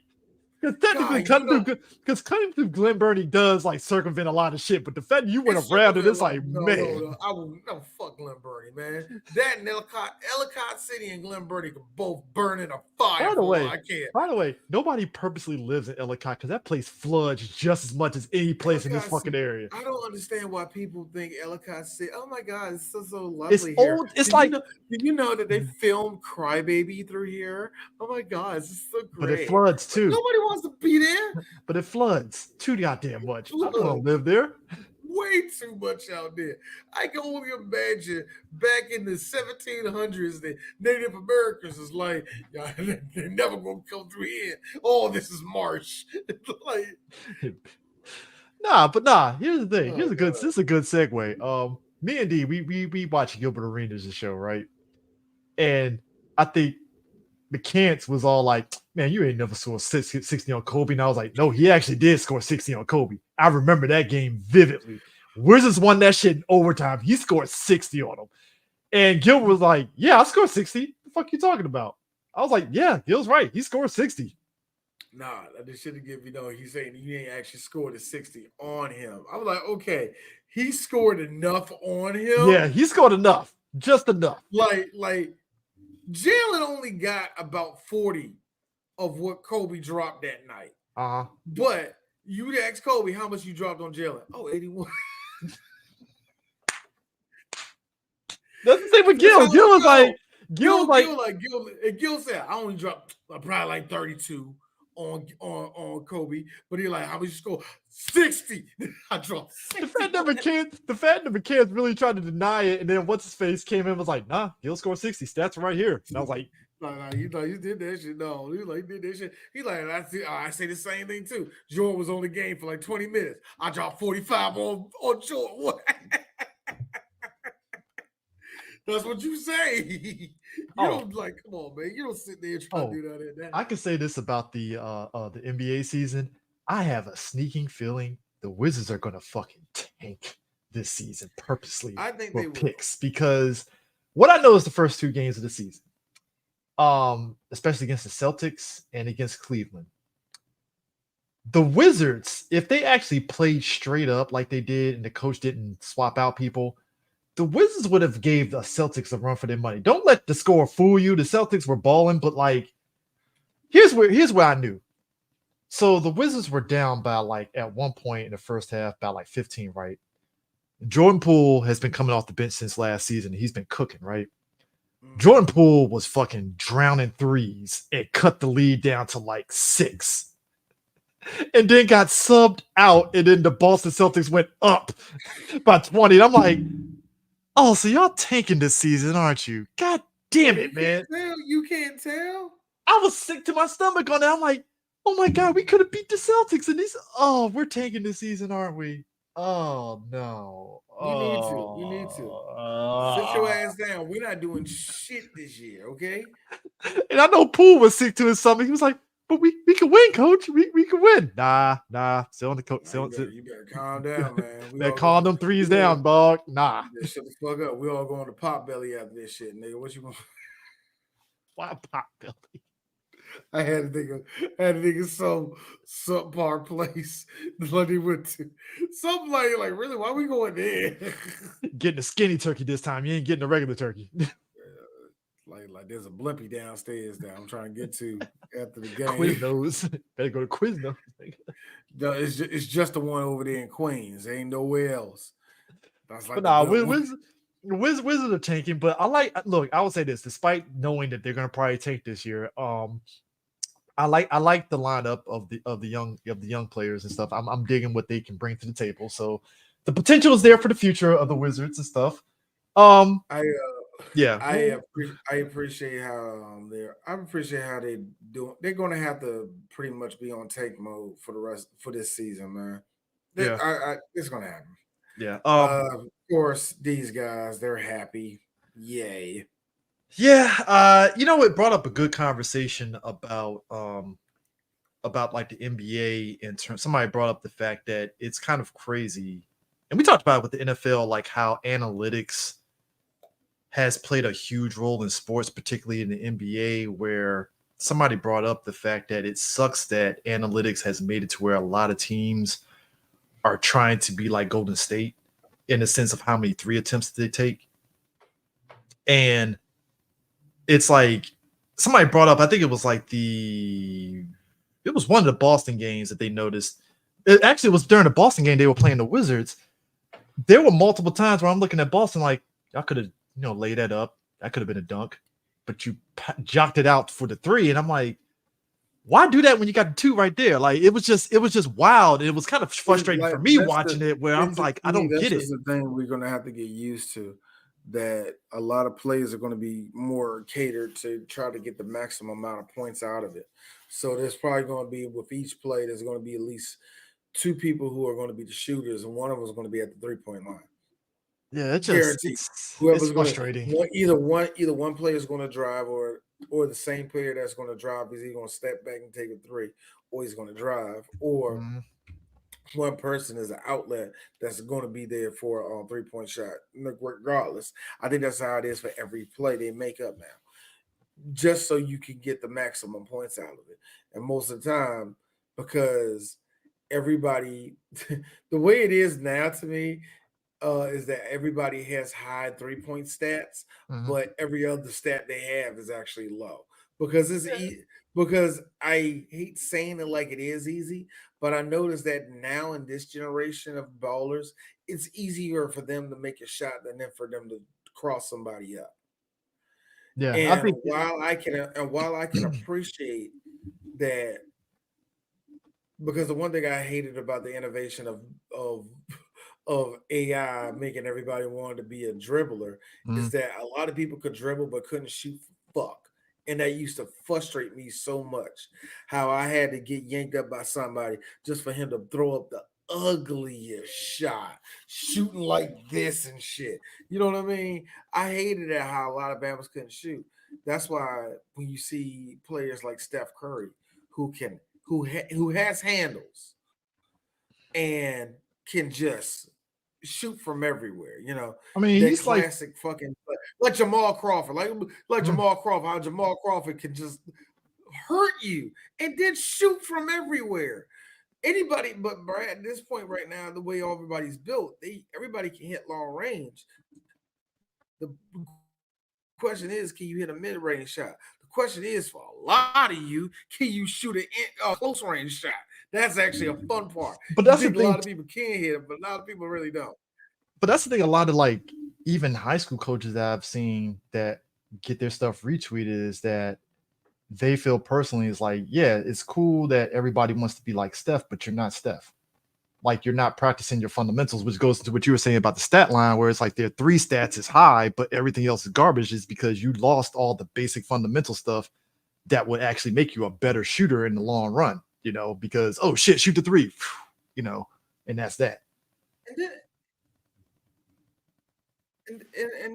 And I hate to go this route about it, because what I'm starting to understand more and more now is that just because somebody's wide open doesn't mean they were meant to shoot.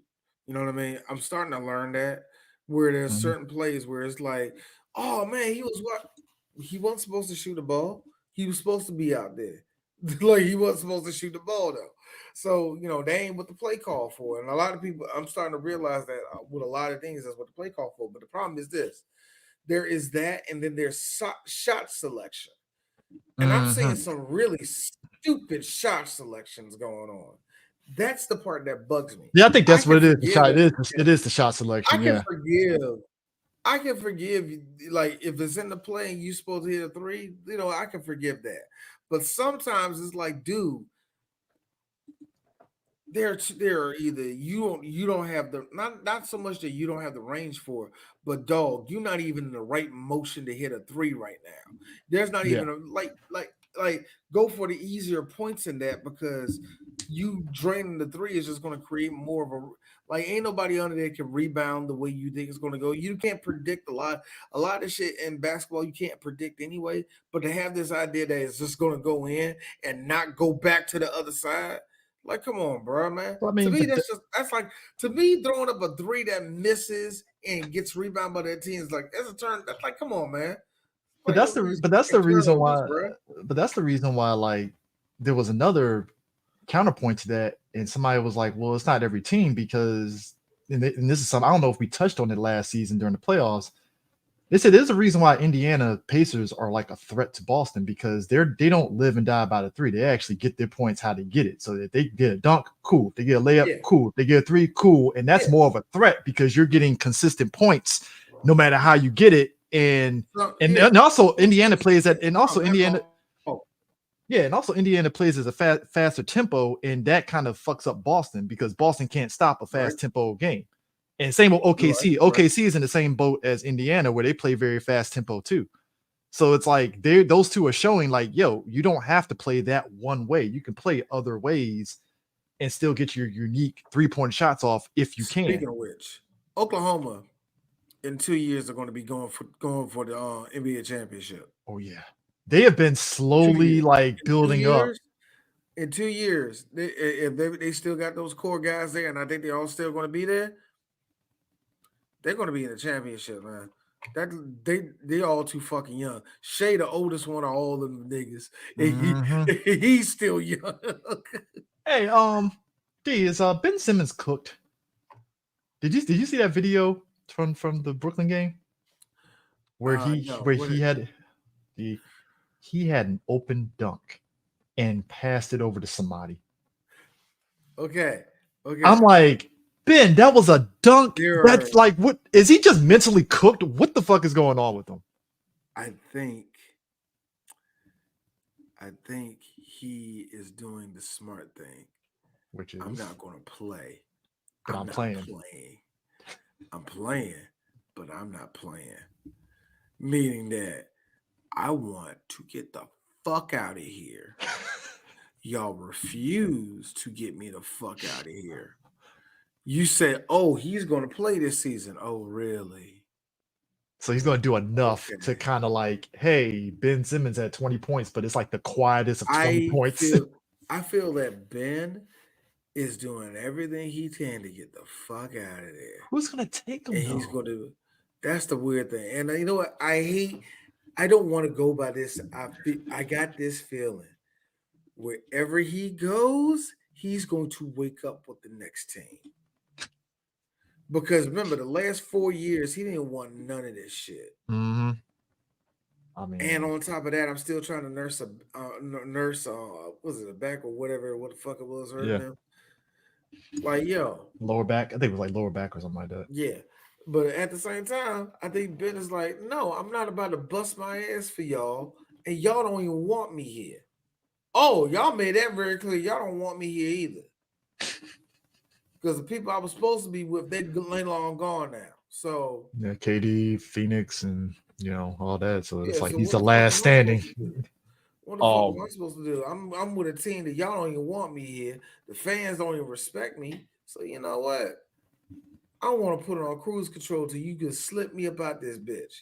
So yeah, I think that's really what's happening, bro. So LeBron and Bronny have been playing. Bronny is going to G League. Which I expected that to happen. So, Yeah. But it's been interesting seeing both of them two on the court together and stuff. It's like, all right, cool. It's great. I thought it was very cool. As a father. That was a cool moment to see him as a father-son go out there at the same time. That's a very cool fucking moment, bro. And here's the thing: we have talked about what Bronny could bring or what he's going to be able to do. Him going to the G League is probably the best thing for him. Oh yeah. You didn't get to spend a lot of time in college. You know what the NBA speed is. You have played against. Got 3 games in the NBA. You got to get 3 games in the NBA. You know how the NBA speed is. Now go half a speed slower and take your ass down to the G League.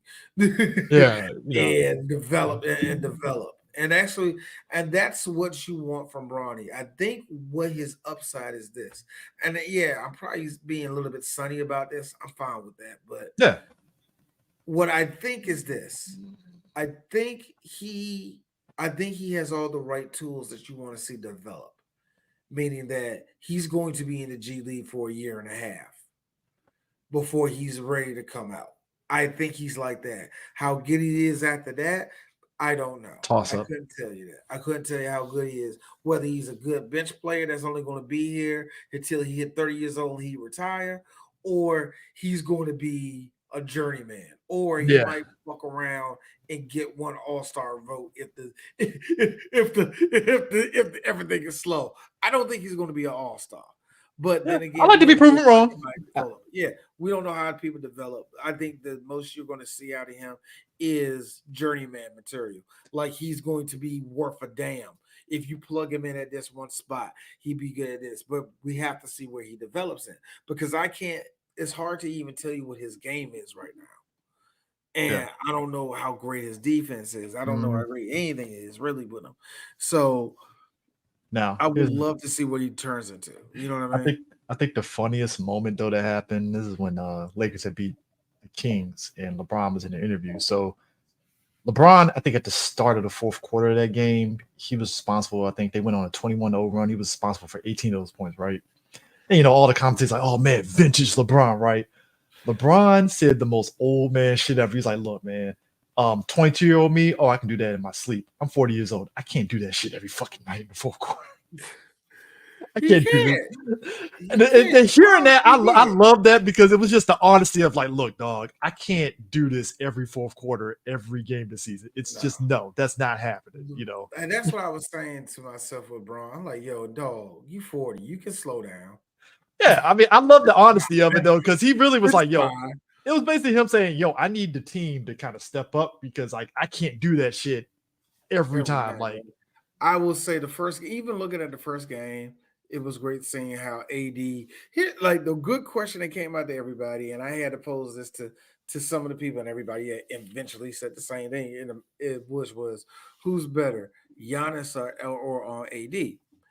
And everybody pretty much say, well, it's going to be Giannis, because Giannis can explode. He can do this, he can do that, and blah, blah, blah, blah, blah, blah. And AD is he going to be healthy enough to be who he is? So at the end of the day, you're going to pick Giannis. And then here's the follow-up question. Who's more talented, Giannis or AD? Everybody, without even thinking of AD. AD's the better shooter. AD's the better defender. AD's the better, like AD. It's health that you have to worry about. That's what I'm saying. It's so funny seeing they're 2 different unicorns. Mm-hmm. And it is like one unicorn is better than the other, but he is injury prone. And the other unicorn is, I wouldn't say, here's the one thing I will give Giannis. I think what we're seeing with Giannis, we have seen it before in certain instances with other players, like you've seen it in Karl Malone, we've seen it in KG and all the rest of that shit. You've seen these instances where it's just like real. He's really to his nickname. He's a freak. Like Giannis is amazing when he's on. You want to know who's amazing if he is healthy? AD is is one of the scariest players. I mean, look at that's a nigga that you think you ain't going inside, big man. Cool. I mean, look at the game against that year that the Nuggets won the championship. when AD before he got injured during that playoff run, like Denver was kind of nervous when AD got on the floor. It was like, oh shit! Like it's weird. It's weird. Even though he like one of the things that made them win that season against going against Denver when they won in the bubble was the fact that they had Dwight Howard. mm-hmm. Dwight Howard took care of Giannis. Because Dwight Howard is from our era of basketball. He already know what to do with you, nigga. Oh, Dwight, I find it funny that show ass out. I already know what to do. I thought it was funny that Dwight pointed out on the fact that like Lakers leadership was stupid to dismantle that bubble team because he felt like he felt like they had a time to actually recover. They could have fucking made another run that following year and they just dismantled it. And I was like, think they could have made the same run. Maybe it would have been. Put it this way: Denver would have won. Denver would have had to wait another full season. Because that was the one the Bucks won the following season, right? The Bucks won the following season, but I still feel like Denver. I still like Denver would have not even been a problem. Yeah. Again, like if you get the right person that can really just disrupt Joker the way that Dwight Howard did. But Dwight Howard was a much longer player than him. Number one, that's the other thing, man. So, that's a bigger range of everything. Dwight Howard's nasty, bro. That nigga's nasty, nigga. Last two things before we go. So this happened. Dwayne Wade got a statue, and oh my god, what's wrong with your face? I like how they cut the Dwayne. They cut the Dwayne Wade and his son. Dwayne looked at the statue like that shit ain't me. His son looked at him like, nigga, what is this? Right? Best thing ever is somebody said, so let me get this right. Miami gave him an Antoine Walker statue. Walker. Is that Antoine Walker? Yes. Y'all need to go. I mean, D. I'm just saying. Y'all black people need to stop. I'm just saying. Y'all need to go. It's uncanny looks, sir. It's uncanny looks. Y'all to leave me alone. That's Antoine Walker. How did he fuck that up? That's actually Antoine Walker. I'm just wondering, like, what picture did they use of Dwayne Wade to think that statue was Dwayne Wade? I really need to understand this. Was like... No, D, like, what picture do you know of Dwayne Wade that looks like this? I really need to understand that. Why does he look like... He looks like my man from Stargate SG-1. Black dude that plays Kratos, voice Michael Judge. Yeah. Christopher Judge, my bad. Christopher Judge. Chris Judge, yeah. What is... I don't know where to begin. I can't make a joke. I don't know where to begin. But also, D, the Bucks. Let me get this right, Bucks. You got not just Doc Rivers. You got Darvin Ham as his assistant coach. Wow. Fucking wow. I have no faith in what the Bucks are going to do this season at this point. I don't. The Bucks already got it tough because I was sitting there. I was actually talking to my son. I'm glad my son is getting to the point where we can have basketball discussions. And I was like, 76ers is better than the Bucks. Well, yeah. They're under investigation, by the way. New York is better than them. Yeah. Boston's better than them. Yeah. Okay, let's just say they can beat New York. Okay, fine. I don't know, but Philly's nothing to handle, right? Fine. How do they get around the Boston Celtics? And my son was like, they can't get around them. Like, exactly. The Bucks are in a we're fucked situation. They are in a weird situation where they are fucked. If they got to find a way to get around Boston, because I wouldn't even worry about anybody else. I think they can beat Philly in some weird way. I think they can beat Philly. But Boston? And y'all going to have to fight against fucking Doc Rivers. And probably Darvin Ham's probably good at just being an assistant. We'll find out. Because JJ Redick took his job. So NBA was been investigating the 76ers, and apparently it's a normal thing, but a lot of it has to do with like Embiid's like participation because he had a knee injury. He did lose a lot of weight this offseason to kind of like, ease up the weight on his knees, which is a good thing and stuff. But I guess they said this season he's not going to play a lot of back-to-back games. Yeah, he said he's not going to play back-to-back games. Which makes sense because, hey, you need him for the playoffs and you don't want him to fuck up his knees. No, fuck that shit. He's fine. You don't like low balance? You don't like low management, son? No. This is my thing. I think Embiid gets away with this shit because Philly lets him. I think it's the organization that lets him get away with this shit. Because you can't tell me you're not doing no back-to-backs, bro. Mm-hmm. Can you play? And I was like Dwight Howard. Can you play less? Can we play you 20 minutes? Can we play you 30 minutes? Like, what's your cutoff, man? What can we do with you on that? Yeah. Whatever. Yeah. I ain't got nothing to say about that motherfucker. Yeah. I just had to put that out there because everybody made it a bigger deal, like it was a smoking gun, and then come to find out it's like, well, that's normal because the NBA and I think we talked at length about the last season about the low management thing and how they're trying to entice players to not like purposely sit out unless they actually have something that's like critical. Hurting. And stuff. Last two things we're gonna get. Last two things. Just gonna keep it brief. My cousin finally said, "I'm done." After playing overseas, his 1 year, he got his own jersey when he was with the Clippers on right there. His 1 year with the Clippers. His USA jersey. I forgot that nigga was on the USA team. Mm-hmm. My cousin Taj Gray, he said he's officially done at age 40. And that makes me happy. That makes me so happy that my cousin, as a professional, he's the best of my family. And by technically, because me and my dad was talking about it, he's a legend in Wichita, Kansas. So that's my cousin. I'm glad for him, man. He's done. So good for him. But that makes me happy for one main reason. I haven't officially retired from basketball. So that means I have just surpassed my dad and my balling ass cousin. I'm still playing ball. Can you play full court, D? Huh? Maybe. Can you play full court?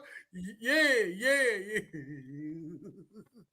I am so mad, yeah. I am waiting for there to be a big day or something. No bullshit, Chris. It sounds so corny. But I want it to be a big day where it feels right. And I know I actually played my ass off playing basketball. Where I take off my shoes and kiss the ground and say I'm done. I think I'm coming up close to it too. I can't run the full court like I used to, man. So I know one day it's like, that was fun. Hey D, what you doing? Like, I'm done. I'm retired. Like, I'm done balling, nigga. I can't do it no more. But yeah, man, my cousin's done, so that's nice. And one more thing, Chris. Goodbye, Samantha. Oh, Samantha. Yeah, Samantha and Irvin. She's gone. We don't know the reason for why she's One leaving. of the reasons was she wanted to be more than just an announcer in WWE. And she wanted to do XYZ and all the rest of it. No, she didn't want to wrestle. She wanted to be a manager, or a valet, anything that was more than just this. That's one of the things came out. I don't truly fully believe in that one because they said now she said that on an Instagram message to somebody. I don't know if it was in reference to this or just something in general, but that's what I saw as one of the reasons why. So we don't know. All I can say is this. I need her husband to get off Twitter. I mean, look. Ricochet is the lightest nigga ever. He's mad corny. Let me tell you something. Black women especially, what I love about black women wrestling fans is that they'll quit when it comes to like black wrestlers. They'll point out their love for all black men wrestlers. Oh, he fine as hell and stuff. These black women, when it comes to Ricochet, they love him. Like, oh, he's beautiful and all that stuff. When he starts talking, it's like they get the ick with him because it's like, dude, shut up. Them women, them women like, ew, because he's There talking. are It's two like, stop spaces. talking. You're right. There are two of them. There's the girls that like him until he starts talking, and Mhm. then there's the girls like my wife, where it's like, oh Lord, Trevor, shut the fuck up. Shut up. It's like you're here, Shut and now up. all of a sudden, And I look, and I'm not talking for my wife in this, but think about it. If you are a girl like my wife in that sense, where he ain't cute because I don't like flippy wrestlers, but I like he got a little cute little smile. yeah. And then he picks up the mic, this white boy. And then, look, I love how those are two different fans when it comes to Ricochet. He's either half black or he's white. Hey, that white. Hey, look, man. Hey, look. When Ricochet be trying to get at people on Twitter, it's like, Rick, that ain't your wheelhouse, man. Don't do it. Don't do it. Rick said, no, every time Ricochet says anything, I put in that one clip of Patrice O'Neal. Man, you corny. Oh God. All right. There's one thing we talked about how Buddy Murphy would get on here. Yeah. And anybody that says something about Rhea Ripley, he'd be like, yeah, I'm the first one to yada, yada, yada. He's Ray J. I hit it first time. Type of shit. You know what I mean? It is corny. I forgot something happened with Samantha, and he was like, yeah, I get to do that every night. It's like, yo, Ricochet, shut up, man. Shut up. Somebody played that clip on Budos. What the fuck is you saying, man? Shut the fuck up, nigga. Nobody cares. Like, yo, Ricochet, nobody talk to you, man. Good luck for that nigga. He's in wrestling purgatory right now. Good. Well, it's AEW. We called it as much. Like, it's AEW. That nigga's on when I saw him on Collision, I was like, no. Now, could he go better? Cool, but look. It's like this. Yeah. I don't know. Look. Have your match with Osprey to do that one little gay ass clip of y'all doing the backflip at the same time. And it's like Indian style.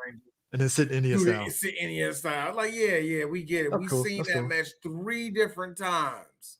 You don't have to do it a 4th time. We got to run this shit back. Get out of here, man. What type of for me, if I'm Triple H like, so you really want to have that match, right? That's some indie shit, bro.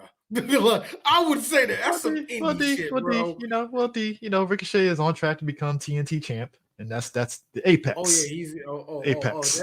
That's the mountaintop for a black. Maybe ROH champion. Maybe ROH champion, which I fucking hate that fucking Chris Jericho's ass has the ROH championship. I fucking hate that shit. But I predicted that shit was gonna happen. Hold on, real quick, before we say goodbye.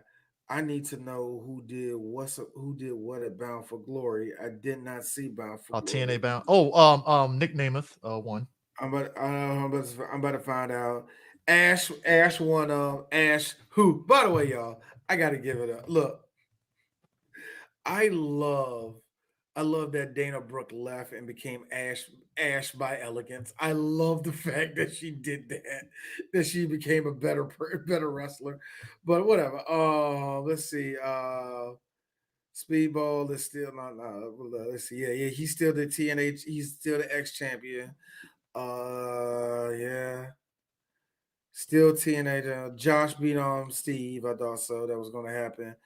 PCO. He beat on Matt Cardona. Nick Namath is still the champion. Then we had a 15-minute match. Yeah, it was kind of interesting because they thought because the thing of it is, Marshall beat on Jordan. Get out of here. So the thing about that with Dick Ziggler winning was that a lot of people felt that Hembry should have won to really kind of boost up his stock before he leaves, because obviously he's going to WWE. Hendry gonna leave. Hendry's leaving. But they thought it would have been better for him to win just to kind of like have that momentum going back to WWE, because I think he is going to get signed to WWE. So. I think that's a sign that he is going to sign with him because he didn't win the championship. I think it's one of those things. Is like, we've been here. Triple H really wants you. Are you going to sign to him? Yes. Your contract is up in like 4 months. Do you want him? Do you want to go over to WWE? Yeah. Okay. You're not getting the belt. But we can do X, Y, Z. I don't know if that's everything, but I think that would be the thing. Because either you're going to get the belt and you're over here for another year, and I think that's fair. You're going to be the champion and you're going to stay in TNA for another year. But let's just be honest. If WWE and AEW be foolish not to try to get that nigga. And it ain't going to be AEW. AEW is already losing in the race in that. You know what I mean? So, Yeah. So yeah, man. I think Hendry not winning actually showed me that that tells me a lot though. But the Hardys becoming the tag team champions again. Yeah, of course that would. And also it's weird to see that the Hardys are the tag team champions and the Motor City Machine Guns are in WWE and they might be going for the championship. Shit is weird, man. But yeah. I mean, that was the thing too, because like Motor City and Machine Guns winning, there was some people that was like, oh, they won it too early, and I'm like, no, clearly Trips has a lot of faith in them, so fuck it, why not? You know. I don't know. I have no yes or no on that one, to be honest with you. You know, but anyways, yeah, that's it for Ricatana Sports Show. We might have. I feel we could do this morning thing, and it'd actually be pretty dope. I don't know. I know both our work schedules and all that stuff, so you know. I think we should try. I think we should try it again next time, though. I think we should. Hey, we had max 6 people in this room. I'm telling you, ESPN, we're coming for you. We're coming for you. We're coming for you. Anyway, Stephen A. Smith, watch your back. Watch that hairline too. Lord. All right, people. Later.